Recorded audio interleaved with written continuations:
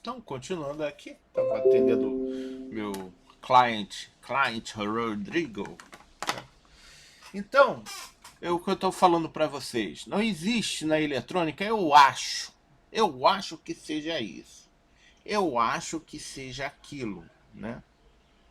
Porque estamos trabalhando em matéria de áudio, estamos trabalhando com amplificadores, algo que eu vou ouvir, e lembrando que o nosso espectro de audição humana vai desde lá de 20 Hz a 20 kHz. Salvo que tem aquelas pessoas mais limitadas, que ouvem no máximo 12 kHz, 13 kHz, até 15. Eu ainda ouço 16 kHz. Incrível que pareça. É um sinal, uma frequência fininha, mas fininha mesmo.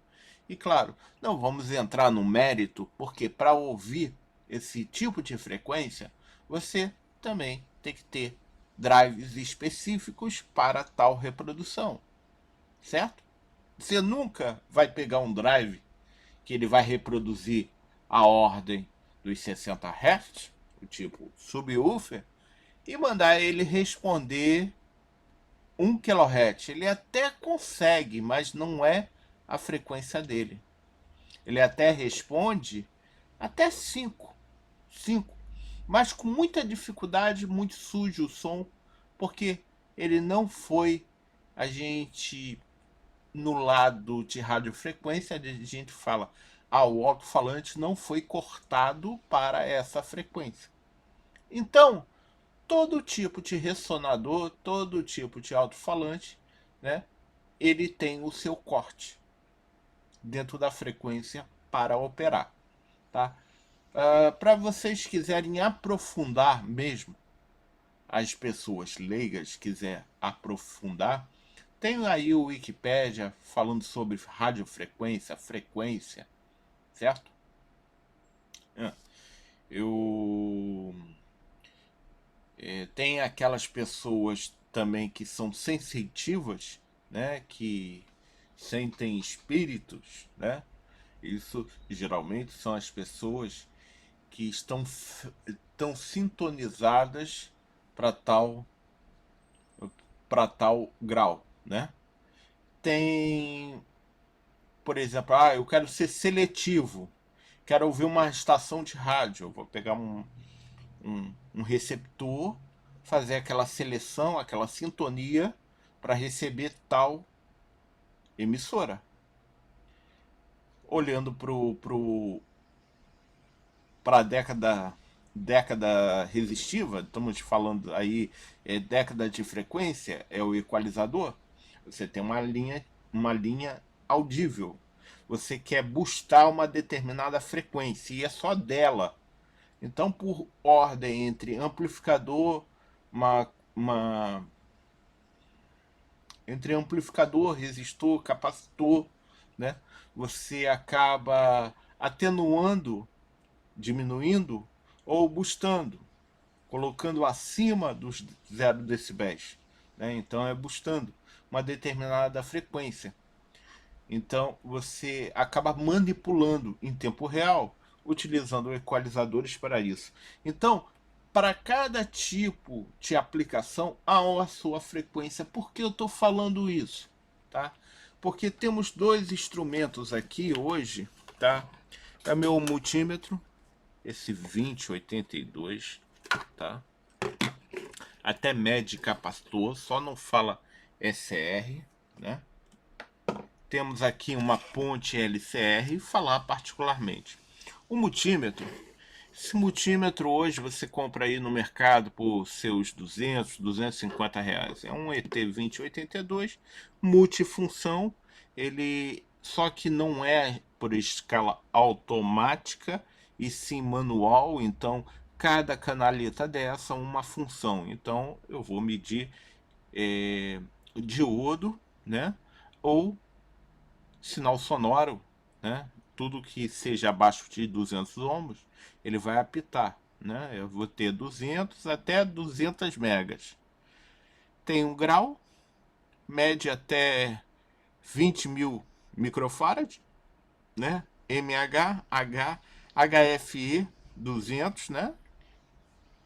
Mede HFE, voltagem contínua, alternada, microampere, contínuo, microampere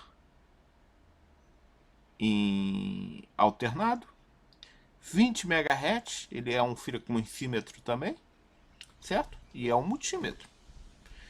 Nada contra, isso daqui é um multímetro de mão, tá? Se você é entusiasta e gosta de outras marcas, eu curto o Fluke, né? Vai ser meu próximo Fluke conhecido, né? Tem de outras marcas, tem HP, tem Agilente, então o Minipa é assim, ele não é nem Minipa, tá? Ele só leva o nome de Minipa. Isso daqui é um Unit, tá? É um Unit chinesa, muito bom, tá? Você pode ver que todas as marcas da Minipa em si, todas levam esse essa camada azul, certo?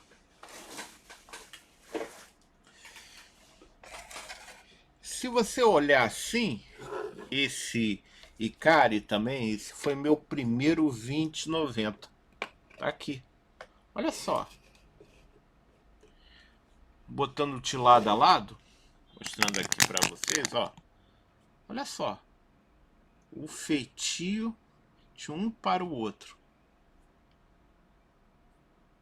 Aqui em cima. A disponibilização das entradas. Aqui. O seletor. É igualzinho. É igualzinho. Esse Ikari é o NIT? É o NIT também. Tá? É o NIT. E a alma, não vou dizer, é igual o 2082, não, tem uma diferença. Mas a embalagem, o gabinete é o mesmo. Então a gente já sabe que isso daqui é a Unity, tá? Que fabrica esse multímetro. Então ele tem frequência? Tem frequência. Agora, deixa eu guardar aqui o Icari, tá? O Minipa. Eu vou ligar aqui na ponta do... Tá dando essa interferência porque tô sem proteção. Ele tá só para pegar o sinal que vai gerar aqui. Vou ligar o nosso aparelho. Tá? Ligado. Tá? Vou virar. Ele, assim, ele quebra o galho, porque ele tem capacímetro, né? Capacímetro. Mas ele quebra um galho, mas tanto é, tá aí. Sem nada ligado, ele tá fazendo uma medição de 0.033. E aqui no osciloscópio, dente serra, né? Tem uma frequência aqui, gerando em torno de 23 kHz, né? A 682 milivolts, tá? Eu tenho uma dente serra no osciloscópio. Ou seja, ele não tem aqui o SR, mas sim, ele faz a medição do capacitor por via frequência. Então, vou pegar aqui um capacitor de 100 microfarad. Saber o que é positivo, o que é negativo.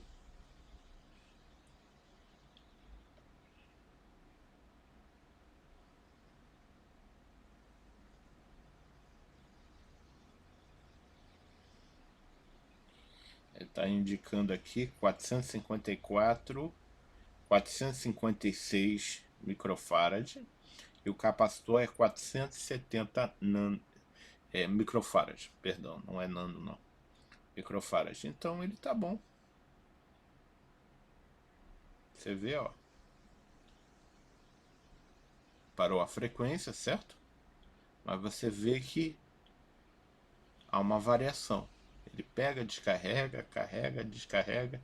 Esse ponto que na linha que ele está carregando, descarregando, ele está contando com o tempo. Esse contando com o tempo, né? Ele sabe exatamente quantos microfarads é o capacitor pela escala de x e y. Tempo versus tempo de descarregar ou tempo de carregar dentro de uma linha de tempo. Então aí eles têm a informação de quantos microfarads o capacitor ele dá, entende? Tanto é, com o tempo, o capacitor ele ou fica lento demais para carregar, ele dá a impressão que em vez de 1000 ele dá 1200, 1300. Então ele fica lento, fica meio lento mesmo para fazer esse tal modo, ou ele carrega e descarrega muito rápido. Então outro problema, né? Então pode acontecer. Então quando a gente recapeia, né, a gente evita esse problema, porque tem que o capacitor passivo, mesmo o eletrolítico, né? O eletrolítico ele foi feito para isso, para ele carregar, descarregar e ele tem um certo tempo para fazer isso, né? Então é que ele foi designado. Uns são até usados, geralmente os tidiscos, cerâmicos, secos, eles são mais destinados à frequência. Os eletrolíticos são mais destinados a filtros, né? E acoplamento de dois mundos, tá? Mas é verdade. Bom, eu tenho aqui a ponte SLCR, tá? É um multímetro, ele não deixa de ser um multímetro. A diferença de um para o outro é que esse daqui não mede tensão, certo? Não mede tensão, não mede transistor, não mede temperatura, não mede HFE e nem voltagem. Ele vai medir resistência, capacitor e bobinas. Com uma diferença. Vou mostrar agora essa diferença para vocês. Só que esse multímetro, ele continua caro. Custa na bagatela de R$ 1.600. Só existe equipamentos mais caros, mas da linha portátil, tá? Eu falo do MX1050, tá? Aqui ele não tem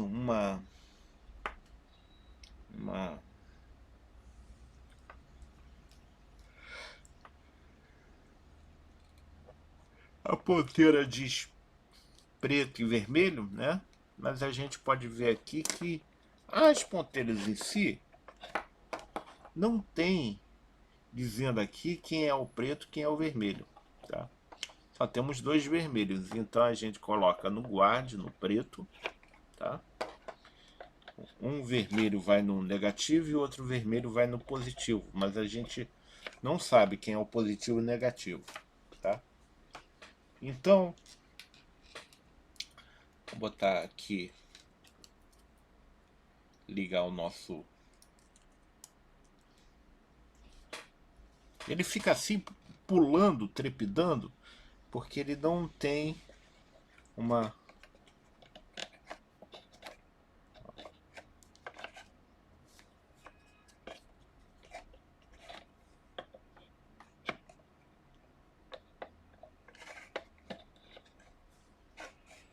Continua a mesma coisa. Vamos ligar o aparelho e ligamos.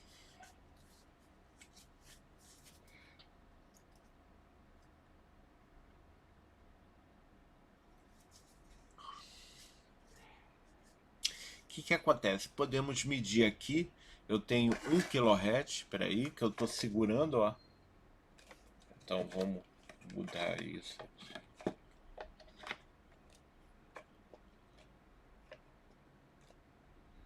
Tá melhor, mas ele está engrandecendo no momento que eu chego próximo.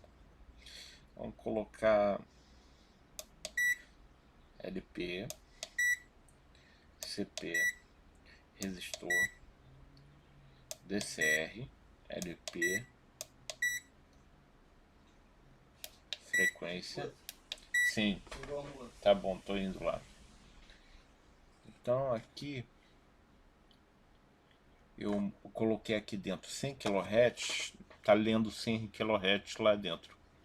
Então a coisa interessante aqui é que eu consigo, tá? Eu consigo. Alô.